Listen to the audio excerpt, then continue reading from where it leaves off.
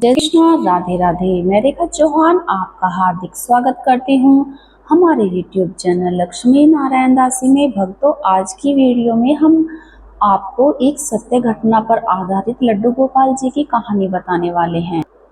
यह लीला कथा आपके दिल को ना छू जाए तो कहना।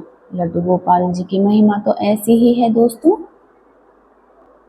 हमारे नटखट लड्डू गोपाल जी की लीला कथा को सुनकर आपके मायूस चेहरे पर भी मुस्कान छा जाएगी। ऐसी ही लीला कथा हम आपको सुनाने जा रहे हैं। हमारे छोटे से लड्डू गोपाल के लिए भक्ति और श्रद्धा बहुत ज्यादा गहरी हो जाएगी। यह लड्डू गोपाल जी की कहानी उड़ीसा से दीपाली जी ने हमारे साथ शेयर की है। दीपाली जी कहती हैं कि हमारा परिवार बहुत ज़्यादा अमीर नहीं है, हम तो किसान हैं। वे कहती हैं कि मैं बचपन से ही लड्डू गोपाल जी की भक्ति क्या करती हूँ। मेरा मन लड्डू गोपाल की भक्ति में लगता है। मैं बहुत गरीब परिवार से हूँ क्योंकि मेरे पापा तो मजदूरी का काम करते हैं और हम तो तीन भाई बहन हैं। क्योंकि ये हमारी मम्मी ने ही सिखाया है कि हमारे जीवन में कितनी भी बड़ी परेशानी आए, क्योंकि हमें फिर भी अपने लड्डू गोपाल जी के प्रति अपना विश्वास बनाए रखना है। तीनों भाई बहनों में मैं सबसे बड़ी हूँ।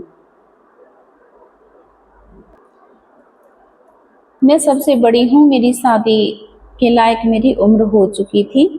मेरे घर के मेरे शादी करने की सोच रहे थे, लेकिन मेरे मन में चिंता बहुत ही ज़्यादा लगी हुई थी। मैं अपने लड्डू गोपाल जी की सेवा किस प्रकार करूँगी।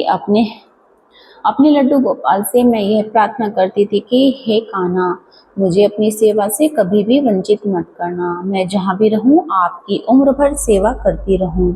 मुझे ऐसी अच्छी ससुराल मिले। वो कहते हैं ना, अगर सच्चे मन से किसी को चीज को हम चाहते हैं तो ठाकुर जी उसे अवश्य ही पूरी करते हैं। एक ना एक दिन इच्छा पूरी कर देते हैं।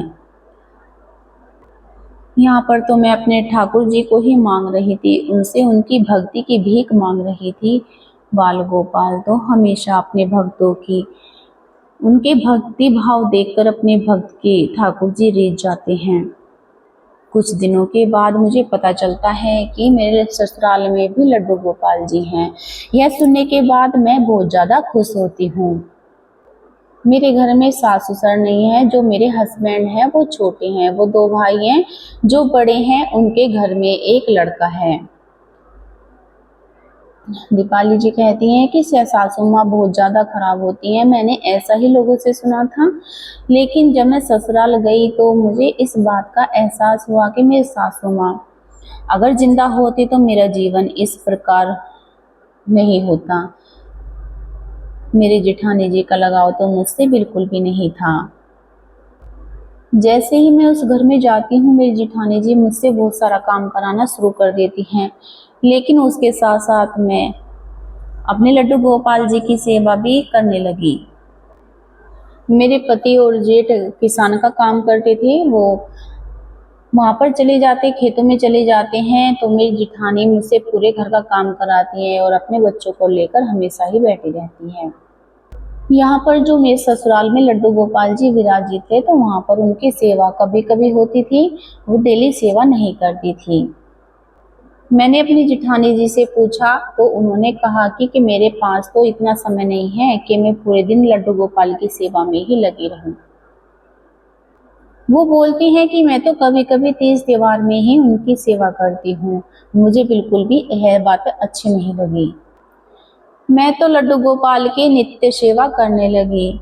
मेरे हस्बैंड और मेरे जेठ जी तो बहुत ज़्यादा खुश थे कि बहुत अच्छा है कि तुम लड्डू गोपाल की सेवा रोज करने लगी हो। जब हमारी मम्मी थी तो लड्डू गोपाल जी की सेवा बहुत प्रेम से मेरी मम्मी क्या करती थी, लेकिन मेरी मम्मी के जाने के बाद लड्डू गोपाल जी की सेवा कभी कभी होती है। चलो, जब से तुम आ गई हो तो लड्डू गोपाल की सेवा तो प्रतिदिन हो जाती। तो जिठानी वो इस बात पर ही गुस्सा रहने लगी।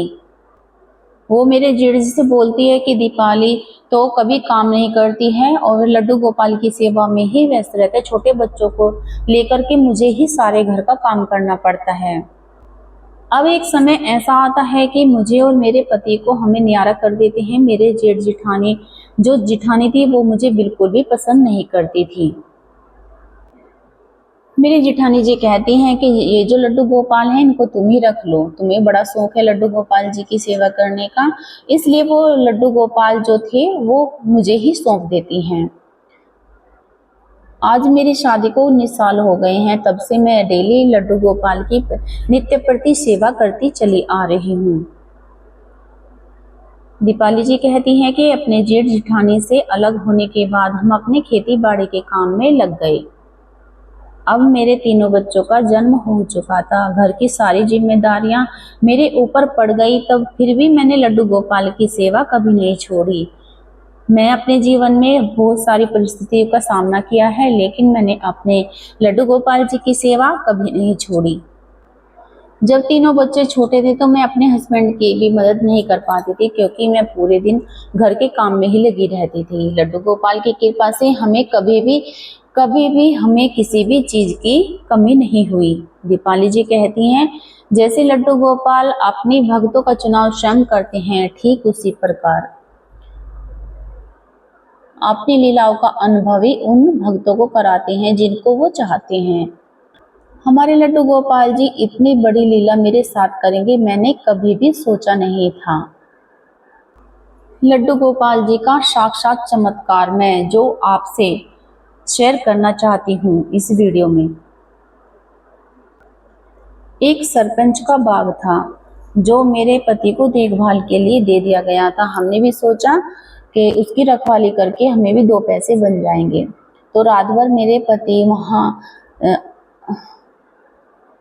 पर आम के बगीचे में पूरी रात उस आम के बाग की देखभाल करते थे और पके पके फल जो गिर जाते थे वो चुनकर उनको घर पर ले आते थे, और लड्डू गोपाल जी को भी मैं उन्हीं आम का भोग लगा देती थी।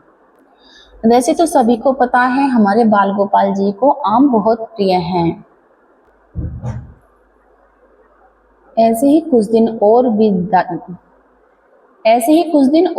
जाते हैं तो हमारे ऊपर एक दुखद घटना का साया आ जाता है।